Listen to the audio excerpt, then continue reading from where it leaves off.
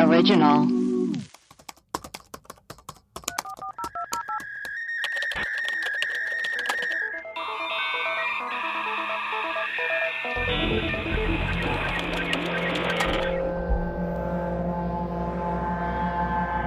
Hello, and welcome to Web Crawlers, the podcast where we do a deep dive into some of our favorite unsolved mysteries.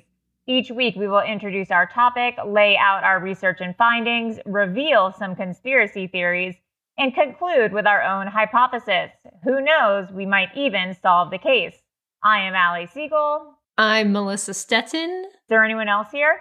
It's Maria, but I don't usually say my name at the beginning. Hi. I know, but I feel like we should. People want it. People want more Maria all the time.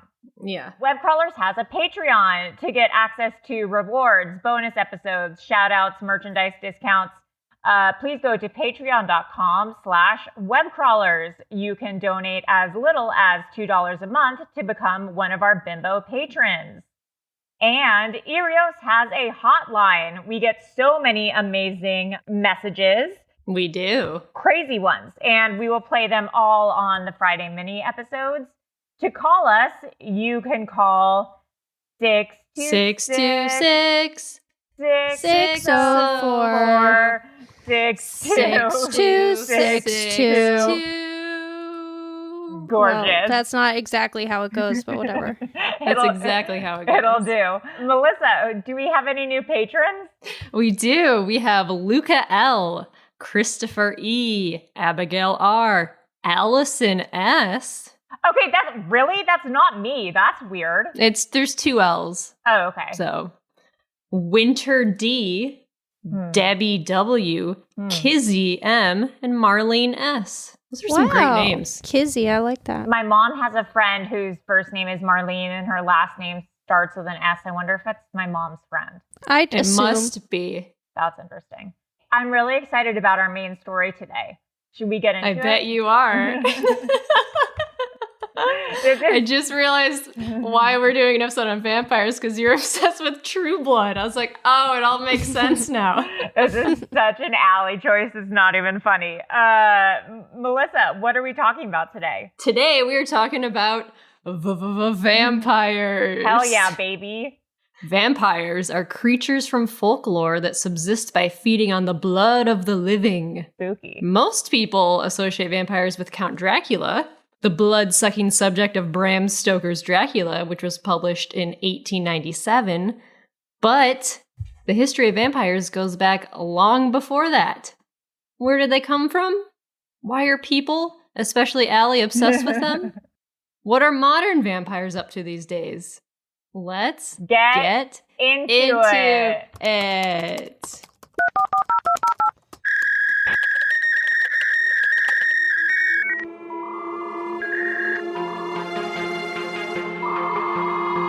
Vampires, the stuff of nightmares, legends, and myths. They are a cultural phenomenon these days. Vampires, children of the night, the undead.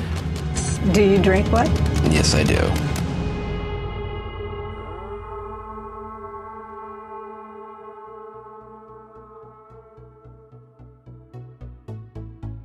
Okay, so here's the origin of vampires. Vampiric entities have been recorded in most cultures. The term vampire was popularized in Western Europe during the 18th century. Cultures such as the Mesopotamians, Hebrews, ancient Greeks, Manipuri, and Romans had tales of demons and spirits, which are considered precursors to the modern vampires. But the folklore of the vampire originates almost exclusively from the 18th century Southeastern Europe. In most cases, vampires are spirits of evil beings, suicide victims, or witches, but they can also be created by a malevolent spirit possessing a corpse or being bitten by a vampire. Whoa. Belief in vampires became so popular that in some areas it caused mass hysteria. And horniness. Mass horniness. And even public executions of people accused of being vampires. Oh my God. Even government officials engaged in the hunting and staking of vampires. It's a real pandemic. Yeah. So the panic of vampires began with an outbreak of alleged vampire attacks in East Prussia in 1721, which is 300 years ago? Girl, I don't know. Let's not even do it. One famous case, the first to be officially recorded, involved the corpse of Peter Blagojevich. God bless you. Thank you. He died at the age of 62. Was that written in the doc? No, that was just me ripping. I wish it were. we're just improvising it a little, big one style. Hell yeah. He died at the age of 62, but allegedly returned after his death asking his son for food. Whoa. And when the son refused, he was found dead the following day. Uh-oh. So Blagojevich supposedly returned and attacked some neighbors who died from loss of blood. Oh, shit. Uh-oh. So in Slavic and Chinese traditions, any corpse that was jumped over by an animal, particularly a dog or cat, was feared to become a vampire. Interesting. A body with a wound that had not been treated with boiling water was also at risk. Weird. Yeah. Cultural practices became widely used to prevent a recently deceased loved one from turning into a vampire. Like, they would bury the corpse upside down, they would sever the tendons in the knees, or place poppy seeds or sand on the ground at the gravesite. They wanted to keep the vampire occupied, so they had to count all of the grains. That's interesting. Oh, we learned that with another episode we did about how demons, you would put rice on yeah, because demons can't cross a threshold where there's rice because they would have to count every grain or something. Yeah, because they have ADHD. Yeah. So Chinese narratives say that if a vampire came across a sack of rice, it would have to count every grain. Yeah. So that's where that came from. Yeah. Okay, so what are some characteristics of vampires? The main characteristics of vampires is that obviously they drink human blood using sharp fangs, killing their victims, and then if they want to, turning them into other vampires. They mostly hunt at night because sunlight weakens them. Some of them can morph into bats or wolves. They have super strength and often have a hypnotic, sensual effect on their victims. They do. Yeah. They can't see their reflection, they have no shadow, and they have to be invited into a home in order to go in. So some of the vampire lore, where did the garlic stake through the heart, and all those kinds of things come from? So the garlic, porphyria it's called, or vampire disease, could be the reason for this. It can cause photosensitivity or skin blisters when exposed to sunlight, as well as receding gums. Garlic contains chemicals that exacerbate the symptoms of this disease. So I was reading that this disease, it's like a group of diseases that, like, if you have receding gums and your skin is like really light and sensitive, that's maybe a theory on where vampires came from. Maybe, yeah. Like people having this disease, yeah. Stayed through the heart. It's the most common method of destroying vampires in Slavic culture. Ash was the common wood used in Russia and the Baltic states. Aspen was also used, as it was believed that Christ's cross was made from aspen. Also, okay, we didn't plan this, but we're recording this episode on Easter, where Jesus is risen from the dead, and then vampires are also people who are risen from the dead. We didn't plan it out this way, but makes sense. Sure we didn't. Was Jesus, not to be controversial, but was Jesus a vampire?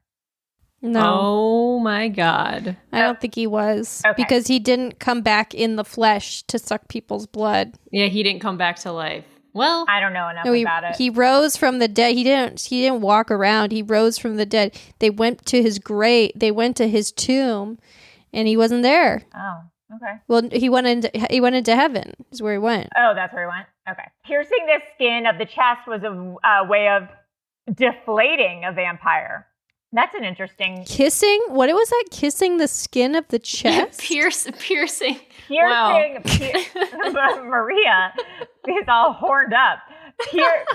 Piercing the skin of the chest was a way of deflating the vampire. This is similar to the practice of anti-vampire burial, where burying a sharp object with the corpse so that they could penetrate the skin if the body bloats sufficiently while transforming into a spirit. That's gross.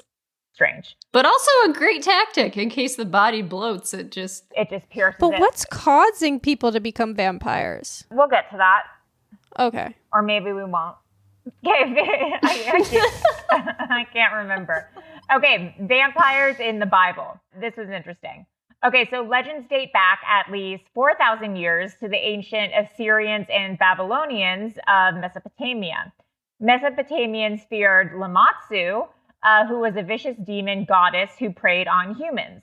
In Assyrian legend, Lamatsu, the daughter of the sky god Anu, would creep into a house at night and steal or kill babies, either in their cribs or in the womb. Oh no. Yeah. Believers attributed some sudden infant death syndrome and miscarriage to Lamatsu. Oh, that's interesting. Yeah. Oh my God, is that why they call it Lamaze? Oh. I wonder. Oh, weird. Maybe. Because it's doing breathing exercises maybe to fight against this demon. Oh, that's How do you spell Lamaze? Lamaze? That doesn't sound right. Yeah. No, that is right. But Wow. Lamaze, the other one is Lamas. Dr. Fernand Lamaze. Oh. Well, He's but still, I like our theory better. Maybe he was a vampire. We True. don't know. We don't know. That was from How Stuff Works. And then another vampire in the Bible is Lilith. This is a legend from the 9th, 10th century in a book called The Alphabet of Ben Sirah. It says, the Midrash explains this by saying that the first woman was created as man's equal and that she was called Lilith. So that even before Eve, Lilith was created and she was equal to Adam. The two first human beings argued because Lilith wanted to be on top during sex. What? Yeah. And when Adam would not agree, claiming that she was lesser than him, she renounced God and renounced Adam and abandoned him at the Garden of Eden. Oh, damn. Yeah. So then where did Eve come from? So then God was like, okay, well, I'll get you one more girl. Don't mess this up. Don't fret. Yeah. So then God made Eve out of Adam's rib so that she was like lesser than him. Damn. Oh, and that's why they call it Lilith Fair. Yeah. Is that why they call it Lilith? Well, yeah, because they're saying they're equal to men because it's like all about feminism. Lilith was like the first like badass like woman who was like, fuck you if you don't treat me equal. I'm getting out of here. Can I ask one more question? Yes. Is where did she go after she left the Garden of Eden? I'm about to tell you. In the Talmud, Lilith becomes not only a spirit of darkness, but also a figure of uncontrolled sexuality. According to this website, My Jewish Learning, which is now my favorite website, the Zohar, which is a mystical work from the 12th century Spain, says that Lilith was not only the first wife of Adam, but was also the first wife of Satan. In the Kabbalah, after Lilith leaves the Garden of Eden, she takes on cosmic power. She is a chaotic counterpart to the divine feminine presence and the bride of the infinite. So allegedly, after she leaves the Garden of Eden, she goes out and like defames God and becomes the first, she like marries Satan and becomes like a vampire, like the first vampire, where allegedly she kills, she starts like killing people. This is crazy because that means like Satan was like a feminist. Satan was like, yeah, be who you are. Yeah, babe. Wow, Satan is the ultimate feminist. Yeah, Satan is the ultimate feminist. Satan's and my Satan shirt on. Yeah, Satan. Oh yeah. Yeah, Satan is a feminist. That should be our new shirt. Satan is a feminist. Satan that's a good feminist. shirt. That's a great shirt. So Lilith's sexual spiritual link with the divine will only end when the Messiah comes and the brokenness of the world is mended. So apparently the fight between, or the inequality between men and women will only be fixed when the Messiah comes. Damn. Was Lilith a character in True Blood? Yeah, but I stopped watching after the 4th season, so I don't really remember. After the 4th season. I stopped watching after the 8th season. I don't know. I wasn't that into it. But also apparently she started like killing children because I think like God wanted she and Adam to have children, and like she was like, I'm not signing up for any of this bullshit. So then she like started killing kids or something. I don't know. Yeah, that makes sense. But long story short, Satan and Lilith are tight. That's kind of a cool couple. That's like a Kurt and Courtney type kind of. Yeah, it's like Bonnie and Clyde, Kurt and Courtney. Like Jen and Brad. Sid and Nancy. Yeah. All of them. Yeah. Like Marie and Craig. Like a Marie and Craig type. Okay, so who is Dracula? It's thought that Bram Stoker named Count Dracula after Vlad Dracula, also known as Vlad the Impaler. So Vlad Dracula was born in Transylvania in 1428. He ruled Wallachia, Romania, off and on from 1456 to 1462. I thought Transylvania was a fake place until like a few years ago. Same. I didn't know because it was always in like Looney Tunes or whatever. Or like, So this Vlad the ruler, Transylvania, I want to suck your blood. I should have got fangs for this episode. Yeah. Damn. Missed opportunity. So this Vlad the Impaler guy, he earned his nickname because his favorite way to kill his enemies was to impale them on a wooden stake. Shit. And according to legend, Vlad Dracula enjoyed dining amidst his dying victims and dipping his bread in their blood. Ew. But this was a real guy? Yeah. In the blood of whose blood? His dying victims, people he would kill. He ruled Wallachia, Romania for about 8 years. Was he hot? I didn't Google a picture of him. I'll Google it. He looks a little wormy. To me. Yeah. Well, there's no photographs because it was that long ago. But there's paintings. He has a really serious mustache. Yeah. I'm not so it's into it. Thought that this guy was like the inspiration for Dracula because his name was Vlad Dracula. Yeah. And the blood thing came from him dipping his bread in the blood of his victims. Right. But Vlad was described as a demented psychopath, a sadist, a gruesome murderer, and a masochist. He's a bad dude. Yeah. And then there was Mercy Brown. She was, I believe, 19. She's from Rhode Island. And after a bunch of her family members, including herself, died in the late 1800s to tuberculosis, the community blamed Mercy for their deaths. Because at that time, it was common to blame several deaths in one family on the undead. So the bodies of each dead family member were often exhumed and searched for signs of vampirism. Whoa. When Mercy's body was exhumed and didn't display severe decay, which wasn't surprising because her body was placed in an above-ground vault during a New England winter, the townspeople accused her of being a vampire and making her family sick. They're like, this girl is a vampire? Like, her body's not decaying. She's the one who killed her whole family. And they cut out her heart. They burned it, and then they fed the ashes to her sick brother. Oh. And then, not surprisingly, her brother died shortly thereafter. So that's like a case of a real person in the 1800s that they thought was like a real vampire. Where was this? This was in Rhode Island. Oh my God. Yeah, crazy. That's like not that long ago. No. It's right around the corner, you know? Yeah. So then these are more famous vampires. So then there's the Highgate vampire.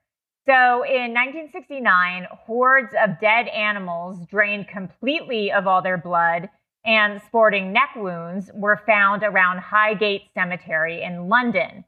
People were convinced that it was a vampire, and grave robbers started digging up their graves, searching for the undead.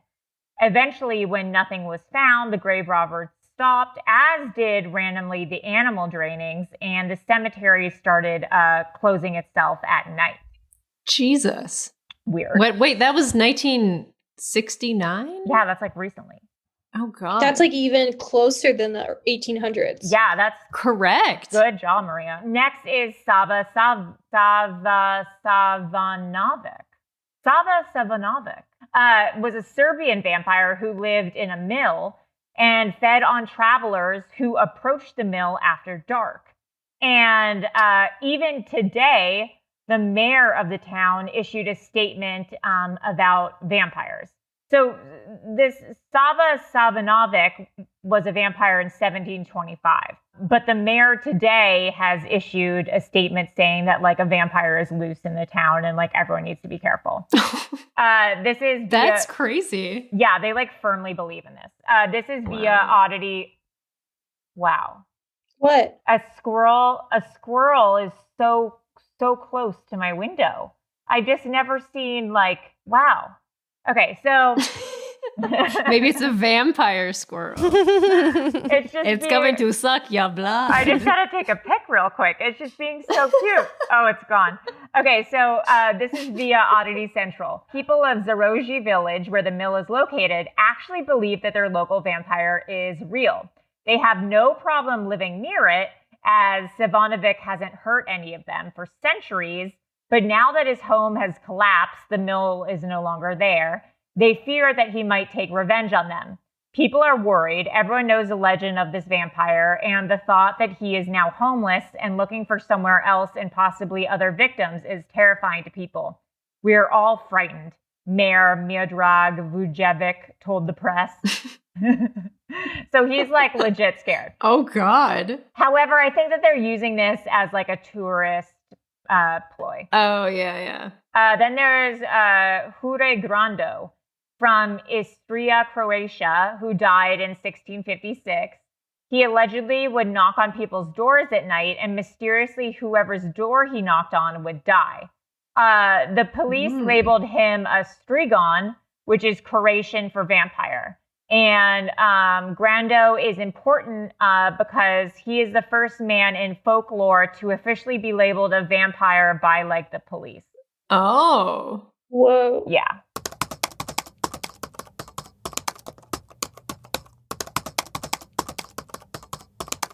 Okay, so Elizabeth Bathory from 1560, she was labeled by the Guinness World Records as the most prolific female murderer. She was called the Blood Countess. Whoa. That's crazy to be in the Guinness Book of World Records as the most prolific female murderer of all time.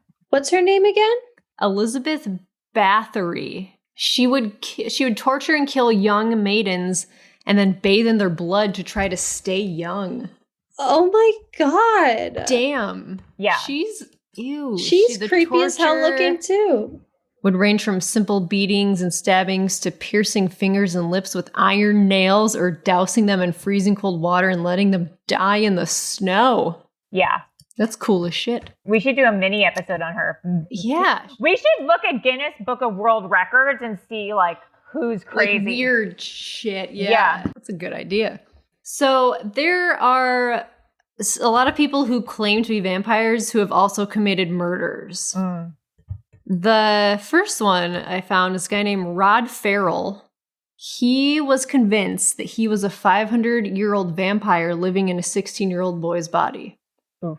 He called himself Visago, which is a character he created for himself after becoming obsessed with this role-playing game called Vampire the Masquerade. Boy.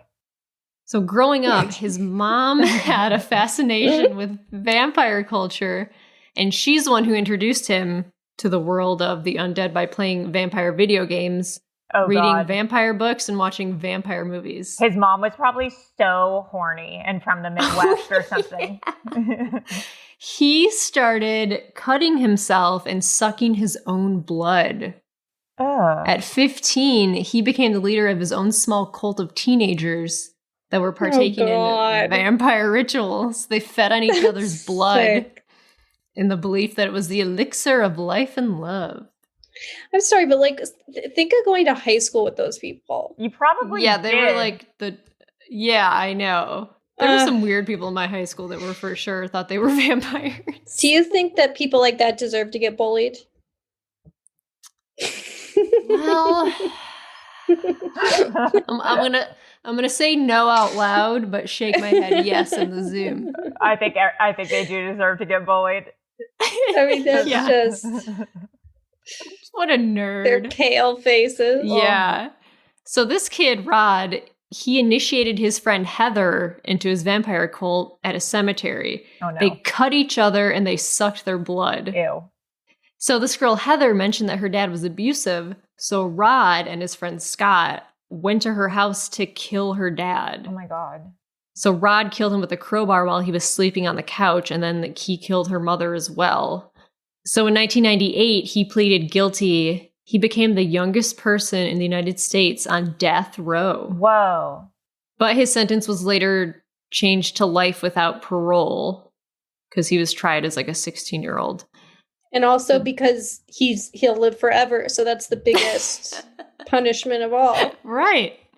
So then, that's true. Then, yeah, if you're a vampire, you got to get life. Yeah, how do you kill a vampire on death row? They would have to stake him. Yeah.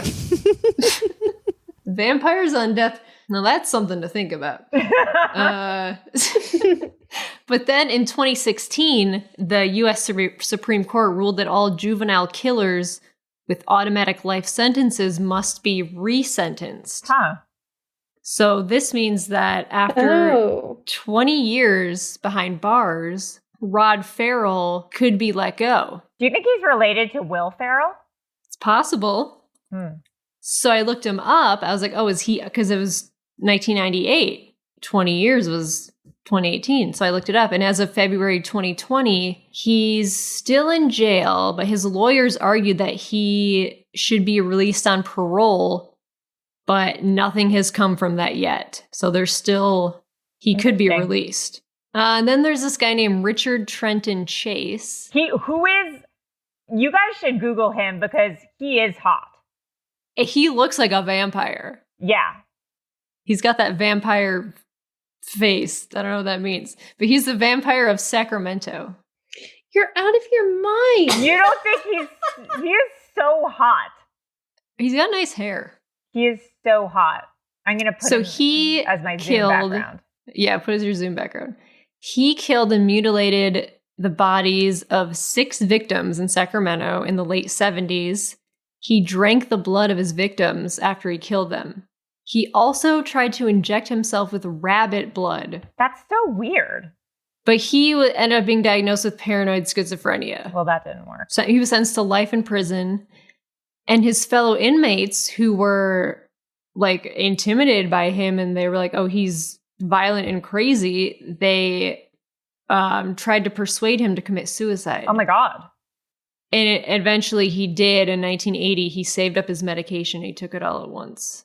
Well, so then he wasn't a legit vampire, but he did like blood. No. I feel like all these people, these murderers who say they're vampires are mostly mentally ill. They're just murderers, and like being a vampire was like who like blood. Then there's Daniel and Manuela Ruda, a German couple believed Satan told them to end their friend's life. They were self-proclaimed Satanists and vampires, married on the 6th day of the 6th month to signify the number of the beast. Ooh. Manuela sometimes slept in a coffin. She also had her teeth removed and animal fangs implanted in their place.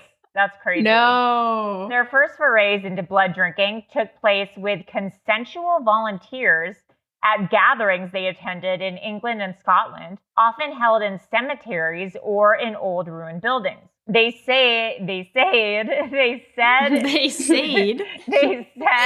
Satan told them to kill their friend. They stabbed him 66 times, carved a pentagram in his stomach, and drank his blood. In 2002, they were both sentenced to psychiatric hospitals. Daniel for 15 years, Manuela for 13. They were both freed in 2017. Manuela was given a new identity. Yeah, I don't know what Daniel's up to, but they are out in the world. Weird. So then, friend of the pod, David Ferrier, how do you pronounce his last name? I think it's Farrier. Farrier. Whatever, you know. Yeah, he's cool. In Dark Tourist, he actually goes and interviews some people like current day vampires. Yeah. And he also gets his own set of fangs at a fangsmith. Who is it's pretty awesome. Yeah, who is someone who makes fangs for you. So he goes to New Orleans and he like visits like a clan of vampires. And it's this guy, well, he visits two different groups of vampires. One who it's like definitely a sexual thing where they like... Yeah. They have that one kid there who's like, he looks really young, like a boy. They're like initiating. Yeah, it's weird. Like there's one who's like this couple and they're married and then they like take blood from this woman with like huge boobs. Yeah.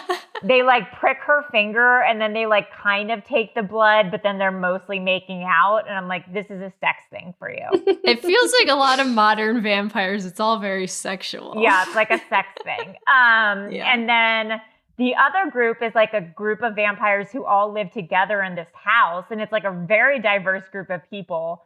And this guy is like, I took vitamin B shots. I tried to be gluten-free. I took a lot of medication and nothing worked for my lethargy except for drinking blood of this 18-year-old boy. So he had an iron deficiency is what he said.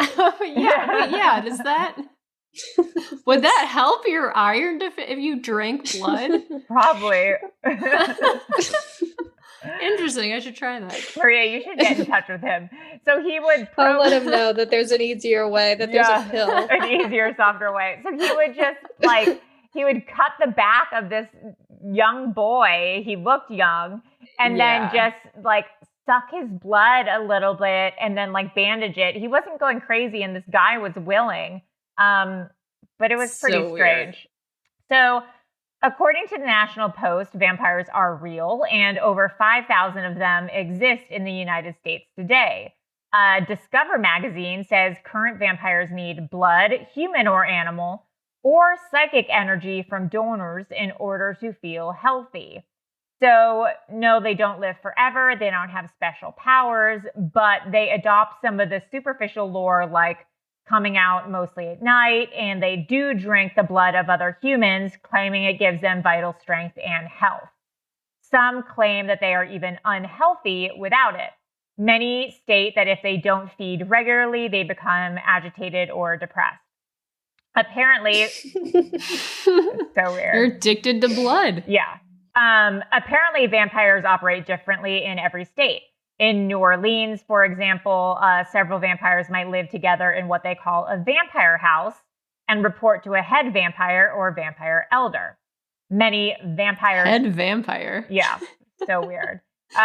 Most vampires today require that whomever they are feeding on conduct routine medical testing so as not to contract any diseases, like... Well, at least they're being safe.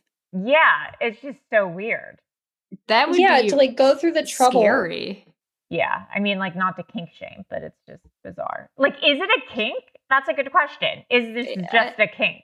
Oh, yes.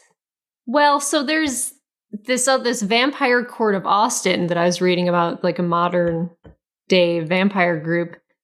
This is a group of 60 awakened vampires, 60-ish in Austin. Every month, they meet at their private club that's a fetish venue about 15 minutes from Central Austin, where they hold official meetings before having drinks or doing a little BDSM on their sex floor. Whoa. What's a fetish room? What is it club? called? Yeah, what's a fetish It's club? just a club where you do like BDSM and fetishes. You go and there's like certain rooms for certain things. I believe so. And then you just do horny stuff. You do horny stuff.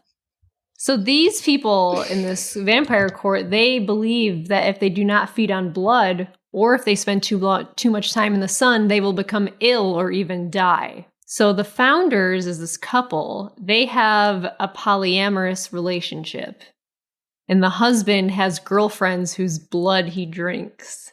And so this interview in The Sun talks to the founders, and the guy says, they ask, so what is a typical day like for a polyamorous Texan vampire king? Logan says that he wakes up at about 6 p.m., just as the sun is about to set. He says, I'll eat breakfast, then I'll go out and I'll check on my horses, goats, and my wolves. Then I'll do all the different things that I have to do for my business. I mostly work online or in a physical nightclub location or at my fetish club. If it's a weekend or an event night, I'll go out usually in all black, tailored three-piece suit, and then I'll go out and I'll have a good time and I'll make sure all my friends are having a good time. If there's no event, I'll go off with Daly, which is his wife, and we'll go to lunch, watch a movie, or I'll go off with Ilona, which is his girlfriend, and we'll play video games. We're big comic book nerds and big video game nerds.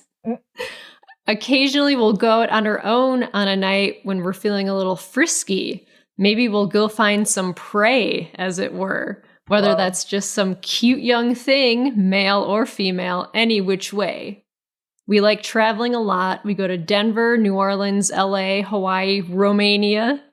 To be honest, my day is probably just like anybody else's, except for sometimes I might be having a little more fun than them. Weirdo. So this vampire cult is more like a fetish vampire thing. That's sex stuff. I'm reading on Huffington Post about not the HuffPo. There's lifestyler vampires. They spell vampire with a Y. Ooh. Vampyre. And they are individuals who find empowerment in the archetype of the vampire mythology in real world. So they can be full-time, and their involvement ranges from dressing up as vampires to having a vampire philosophy to having a life path as a vampire. And sometimes they see it as a lifestyle choice, not just a game, but they're different from role-playing vampires. So there's like the lifestyler vampires and then the role players. And they take on the role of vampires pretending to be humans. And so then they can they go to conventions and stuff. And then there are black swans. Like Natalie Portman. Yeah.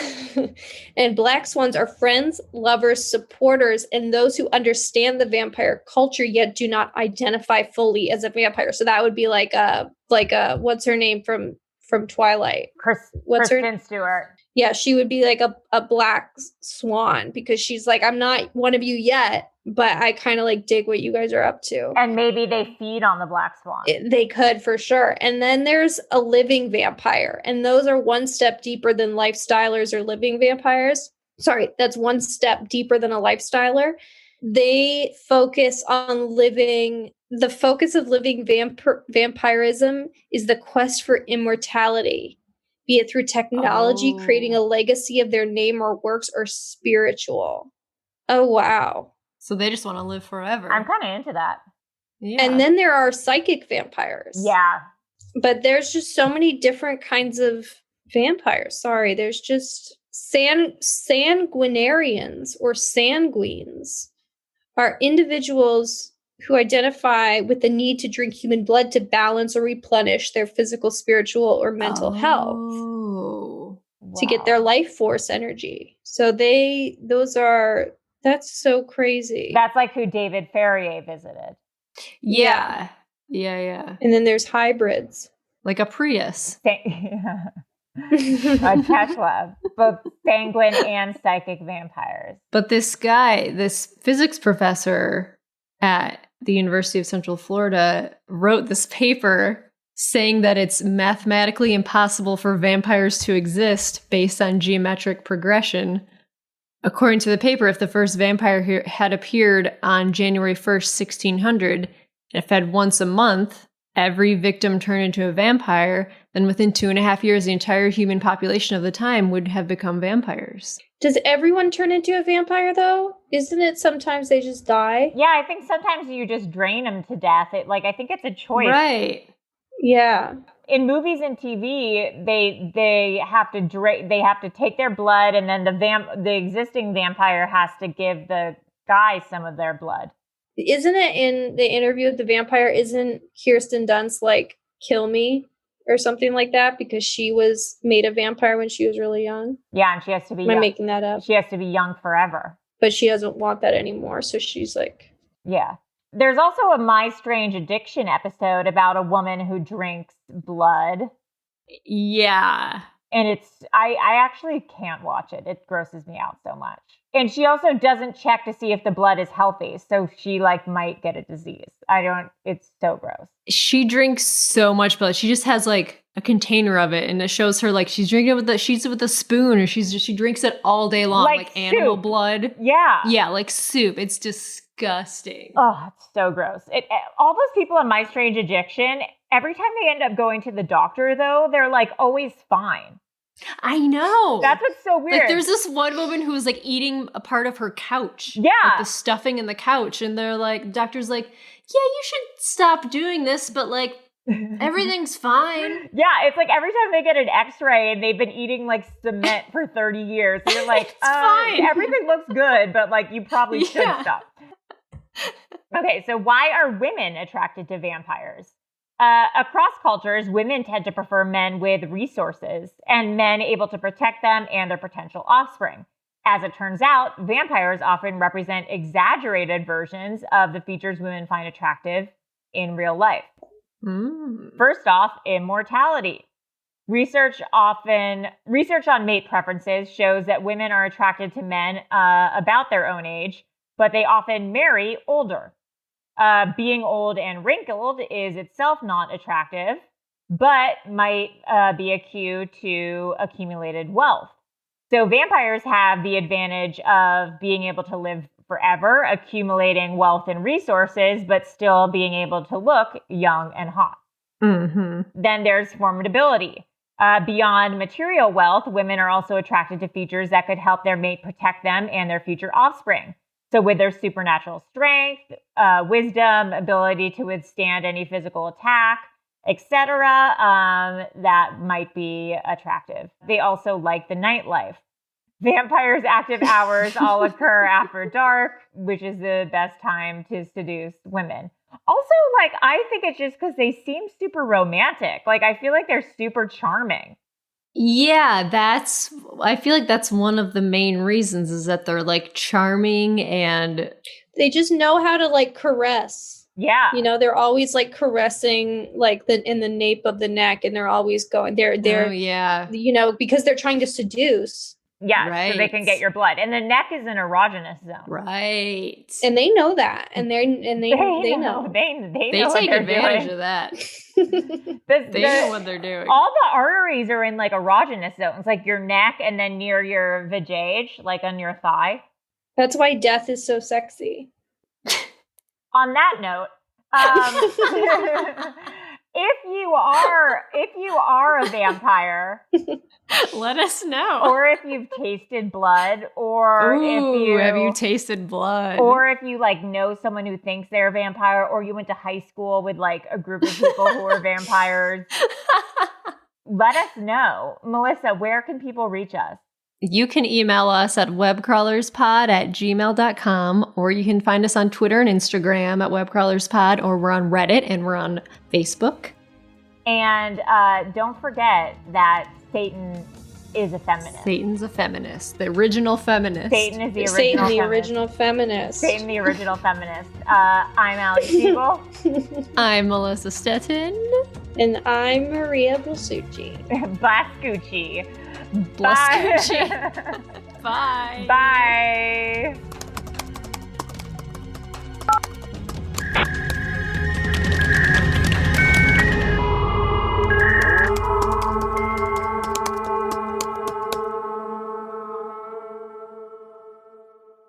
An Erios original.